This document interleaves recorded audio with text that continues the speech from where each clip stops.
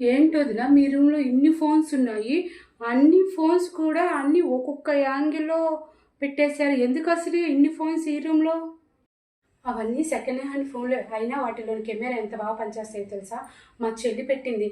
రోజు నేను ఏ టైంకి ఏం తింటాను, ఏ పని చేస్తాను, ఇవన్నీ రికార్డ్ అవుతూ ఉంటాయి. నేను వాటన్నిటిని షేర్ చేస్తుంటే వాటికి వాయిస్ ఓవర్ ఎడిటింగ్ చేసి ఇన్స్టాలో, ఫేస్బుక్లో అప్లోడ్ చేస్తుందన్నమాట. అదేదో తను చేసే పనులనే తీసి పెట్టచ్చుగా. ఎందుకు పెట్టదు?